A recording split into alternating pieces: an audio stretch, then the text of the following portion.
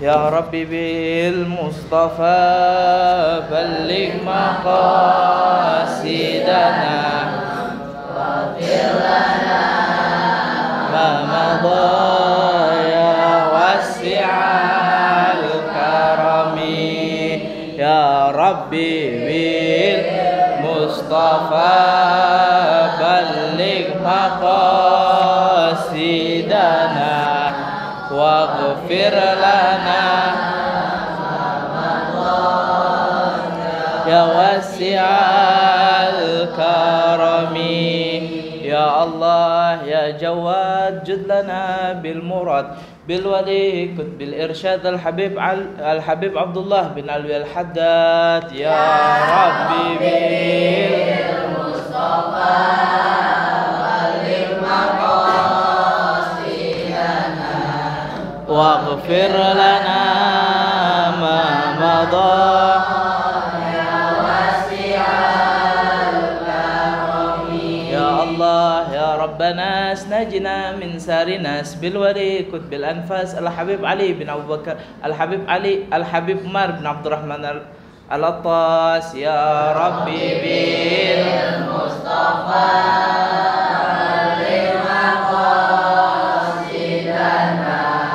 واغفر لنا ما مضى يا واسع الكرم يا الله يا قدوس نجنا من ساربوس بالولي سمس سموس الحبيب عبد الله بن أبو بكر الإدروس يا ربي بالمصطفى بلغ مقاصدنا واغفر لنا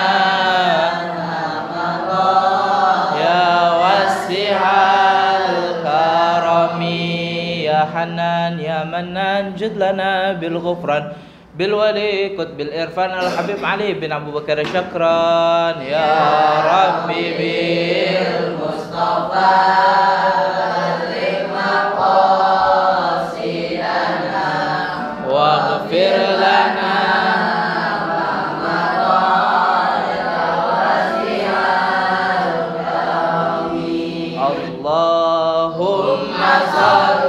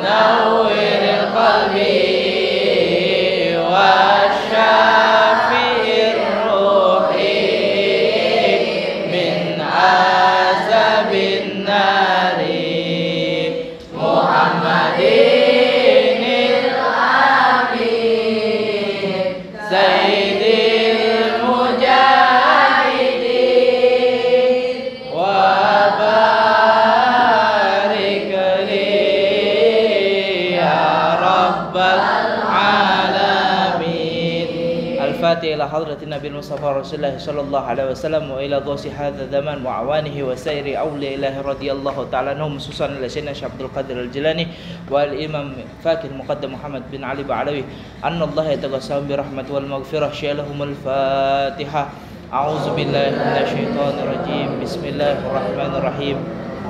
Alhamdulillahirabbil alamin arrahmanirrahim maliki yaumiddin. Iyyaka na'budu wa iyyaka nasta'in. Ihdinas siratal mustaqim siratal ladzina an'amta 'alaihim ghairil maghdubi 'alaihim waladdallin. Kemarin itu kita sudah bahas apa? Tentang tohar. Iya. Sebelum waktu salat kemarin kita sudah bahas tentang toharo, benar gak? Tentang toharo itu apa? Bersuci. Ya, tentang bersuci. Untuk apa sih kita bersuci? Untuk melakukan ibadah yang memang harus bersuci. Salah satunya apa? Sholat. Ya. Oleh karena itu sekarang kita mau bahas sholat. Nah, sholat itu adalah rukun kedua, rukun Islam kedua. Yang pertama apa? Syahadat. Yang kedua sholat. Yang ketiga, keempat, lima. Okay. Jadi rukun Islam itu adalah namanya pokok-pokok kewajiban. Jadi rukun Islam itu adalah hal yang wajib yang dilakukan oleh seorang muslim. Syahadat wajib gak? Orang yang tadinya dia non muslim, kemudian dia mau memeluk Islam, dia harus mengucapkan 2 kalimat syahadat. Tapi bagaimana dengan kita yang terlahir sebagai muslim? Ayo, bagaimana? Wajib gak kita mengucap 2 kalimat syahadat? Wajib. Kapan waktunya? Tapi beda sama seorang yang mu'alaf. Kalau mu'alaf itu dia wajib dengan dibimbing oleh guru agama. Jadi oleh ustadz, oleh kiai, dia dibimbing. Kalau bisa ada saksinya kalau dia memang udah masuk Islam. Tapi kalau khusus orang yang udah lahir dalam kondisi Islam, dia bapaknya muslim, ibunya muslim, dia lahir sebagai seorang muslim, maka dia cukup membaca 2 kalimat syahadatnya ketika sedang melaksanakan sholat. Ketika sholat baca kan, asyhadu alla ilaha illallah wa asyhadu anna muhammadar rasulullah. Tahu gak semuanya arti syahadat? Tahu ya? Jadi syahadat itu aku bersaksi tiada Tuhan selain Allah dan Nabi Muhammad adalah utusan. Habis nanti setelah kita belajar tentang sholat, kita belajar tentang syahadat. Ya, syahadat itu dikit ya belajar. Oke, sekarang tentang sholat. Sholat itu satu-satunya ibadah yang perintahnya eksklusif. Apa? Eksklusif, VVIP. Nabi Muhammad SAW tidak seperti ibadah-ibadah lainnya. Kalau misalnya ibadah puasa, Nabi Muhammad didatengin oleh malaikat Jibril dikasih wahyu. Apa wahyunya? Ya ayyuhalladzi gimana? Gimana? Ayat kewajiban puasa. Ya ayyuhalladzina amanu kutiba alaikumus syiyam kama kutiba alal ladzina min qablikum la'allakum tattaqun. Al-Baqarah ayat 183. Nah, itu diwajibkan atas orang-orang beriman itu untuk puasa. Kama kutiba alal ladzina min qablikum, sebagaimana kami telah mewajibkan puasa itu kepada umat sebelum zamannya Nabi Muhammad sallallahu alaihi wasallam. Jadi umatnya Nabi Isa ada puasa. Umat Hindu ada puasa. Karena dulu ada syekh dari Azhar, seorang syekh dari Azhar, ini alim ulama. Dia bilang ada kemungkinan Buddha, tahu Buddha? Pendiri agama Hindu, pendiri agama Buddha. Terus Buddha, Krishna atau itu, ada kemungkinan mereka itu adalah nabi. Sebagaimana Nabi Isa itu adalah nabi. Nabi Isa nabi, tapi karena dimelencengin dianggap sebagai Tuhan. Begitu juga kemungkinan ada siapa tuh tadi namanya Buddha, ada itu pemuka-pemuka agama mereka anggap mereka bikin agama padahal mereka adalah nabi-nabinya Allah. Ada kemungkinan katanya seperti itu. Ya.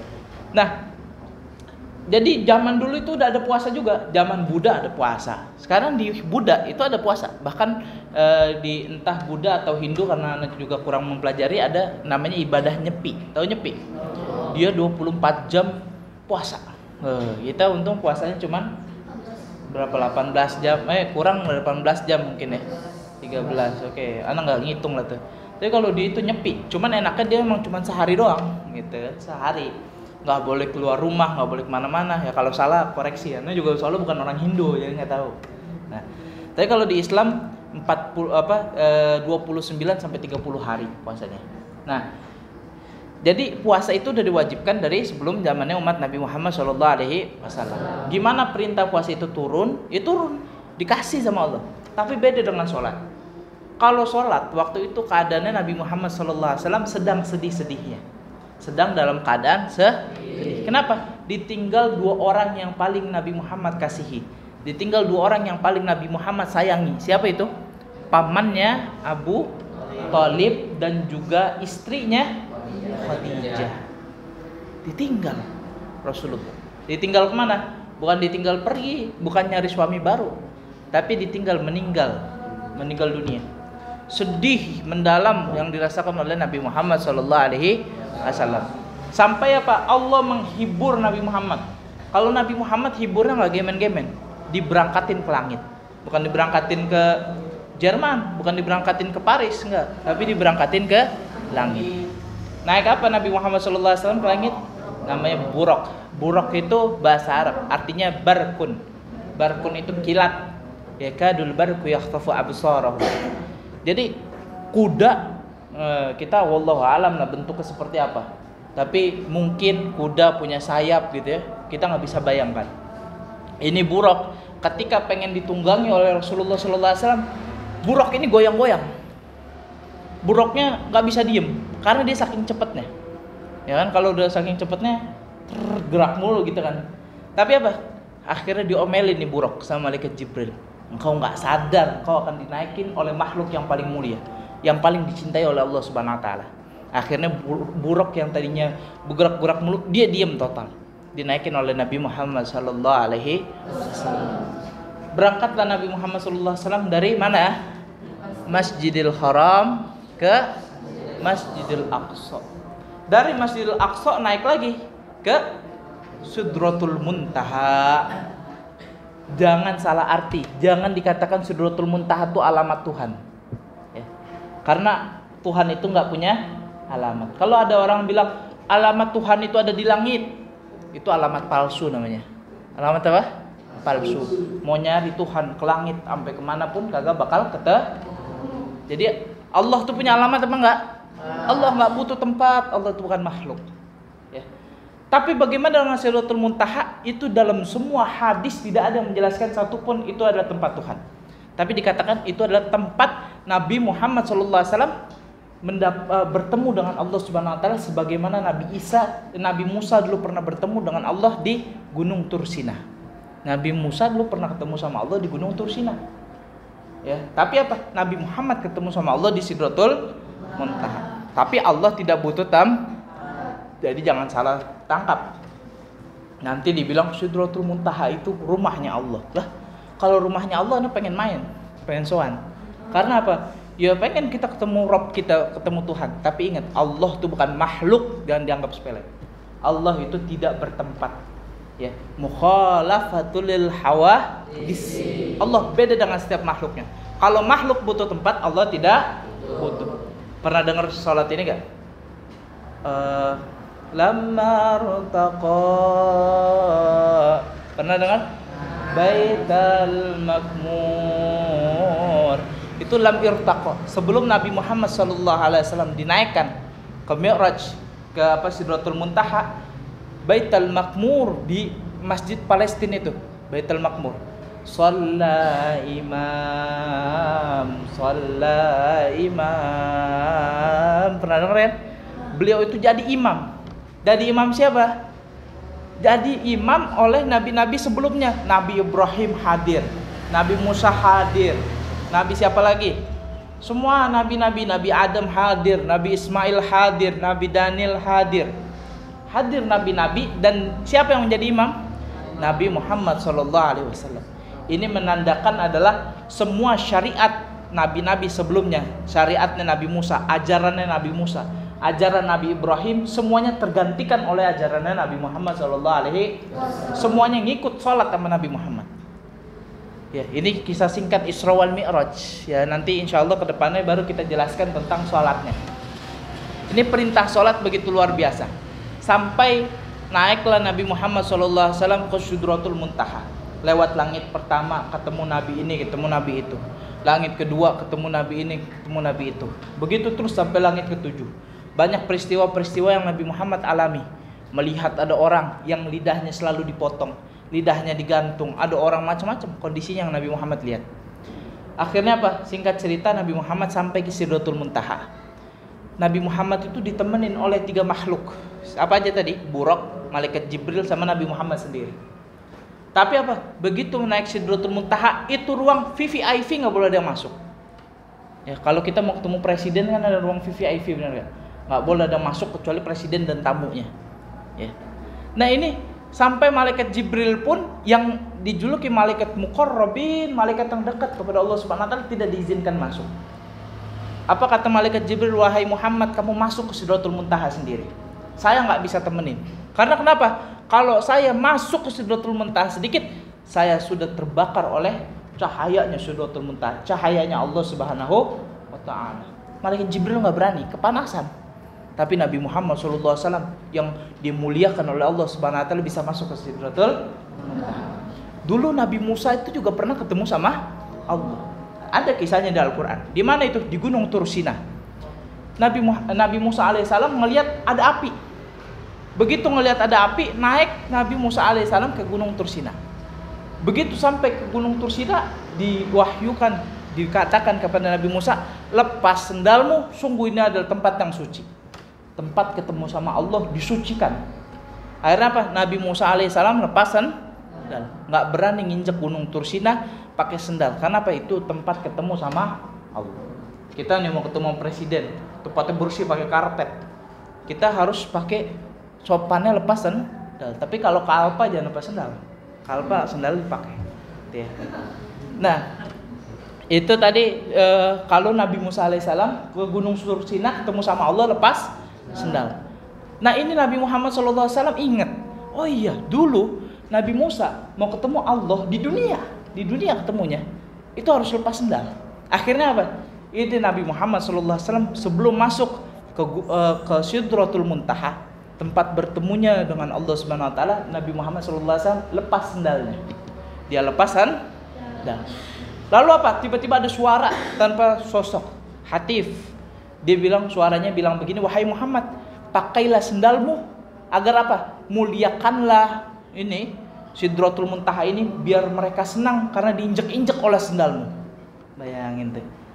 Biar apa? Biar suruh pakai sendalnya biar apa? Biar Sidratul Muntaha tempat tersebut senang. Gara-gara apa? Diinjek-injek oleh sendalnya Nabi Muhammad SAW. Sesuatu yang menempel kepada Nabi Muhammad SAW itu akan menjadi mulia. Salah satu sendalnya. Sendal Nabi Muhammad itu kan sendal. Kalau antum mana suruh nyium sendal antum mau apa enggak? Agak mau. Itu Nabi Muhammad sendal yang diinjek-injek. Tapi begitu mulianya bisa masuk ke Sidratul Muntaha. Bisa masuk ke tempat yang mulia. Itu gara-gara apa? Sendalnya nempel dengan kakinya Rasulullah SAW. Bagaimana umatnya Nabi Muhammad SAW yang ada di hatinya Nabi Muhammad SAW. Kalau ada umatnya Nabi Muhammad yang ada di hatinya Nabi Muhammad SAW, maka dia akan menjadi mulia.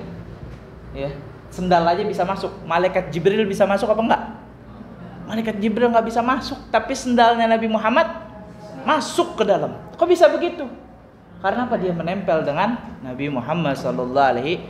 Coba kita nih umatnya, ini bukan nempel lagi, ada di hatinya Rasulullah, ada di pikirannya Rasulullah. Ketika Rasulullah mau meninggal, apa yang diingat sama Rasulullah? Ummati, ummati, ummat. Bagaimana keadaan umatku? Akhirnya diberi jaminan, wahai Muhammad, umatmu tidak akan ada yang semuanya masuk surga semua. Semuanya umatmu akan masuk surga. Baru habis itu apa? Oh ya udah, kalau udah dapat jaminan begitu silakan, aku mati saja. Aku meninggal menghadap Allah Subhanahu wa taala. Itu perjalanan Mi'rajnya Rasulullah sallallahu alaihi untuk apa? Mendapatkan wahyu, mendapatkan perintah salat. Ini perintah eksklusif. Sampai ketika diperintah oleh Allah Subhanahu wa taala, wahai Nabi Muhammad, salat, dikasihnya awalnya 50 waktu. 50 waktu. Turun ke bawah ketemu Nabi Musa, nawar. Nabi Musa bilang, Muhammad, kalau lihat-lihat nih umatmu tuh nggak bakal kuat, gitu kan? Umatmu tuh cemen-cemen mentalnya, minta ruqsah, minta kekurangan sama Allah. Jangan 50 waktu deh, kurangin. Naik lagi Nabi Muhammad SAW ke hadirat Allah Subhanahu Wa Taala, nawar lagi, ya Allah umatku nih nggak kuat, dikurangin sama Allah. Turun lagi, minta lagi dikurangin, naik lagi, terus negosiasi panjang. Ibu-ibu kalau nawar kalah sama nawarnya Nabi Muhammad SAW. Sampai apa? Dikasih dari 50 waktu, hanya cuma 5 waktu. Itu kemurahannya Allah Subhanahu wa taala. Coba andai kata Allah tidak memiliki rahmat yang begitu besar, 50 waktu dikasih ke kita. Coba bayangin. Baru sholat lagi sehari. Tapi Allah baik, rahmatnya luar biasa. Sehingga apa? Cuman dari 50 waktu dipotong jadi 5 waktu. Tapi juga banyak yang lalai. Udah azan ya? Ya udah. Hari ini kita bahas itu dulu. Kita muqaddimah tentang adanya perintah eksklusif buat sholat.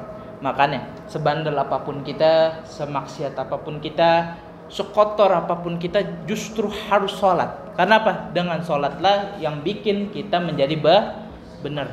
Bukan benar dulu baru sholat, tapi sholat dulu agar benar. Kata Allah Subhanahu wa taala gimana? Inna sholata tanha anil fahsya wal munkar. As-sholatu tanha anil fahsya wal munkar. Sholat itu membuat seseorang itu meninggalkan kegiatan-kegiatan yang keji dan juga munkar. Pengen terhindar dari perbuatan keji, pengen terhindar dari kegiatan murka, maka apa? Kita harus sholat. In uridu illal islam mastata'tum. Bau relatif. Mau baca dulu apa enggak? Baca dulu ya. Ayo dibuka silakan relatif ya. Halaman terakhir tuh. Alhamdulil ghafuri lil adizil ghururi wal farti fil umuri wa hamaqatil huburi wa salatullah dawama wa salamuhu tamama ala man yaji imama wali anbiya hitama wa alal alil kirami wa sahbikan nujumi fi qudwatil marami lil urbi wal ajami ya rabbana tarafna bi annana tarafna wa innana ashrafna wa ala laza ashrafna fatub alaina tauba taghsilu kulla hauba wastur lanal awrati wa aminir rawati waghfir liwalidina rabbi wa mauludina wal ahli wal ikhwani wasairil illani wa kulli zi mahabba au jiratin au suhba wal muslimina ajma amin rabbi yasma fadla wa juda manna la biktisabi minna bil mustafa rasuli nuhdha bi kulli suli salla wa sallam alaihi haddal habbi wa alihi wa sahbi idada tahsis suhbi walhamdulil ilahi fil badi wa tanahi walhamdulil ilahi fil badi wa tanahi. uridu lil islahi ma istata'tu wallahu ma fiqil lakum bittariq. Wassalamualaikum warahmatullahi wabarakatuh. Waalaikumsalam warahmatullahi wabarakatuh.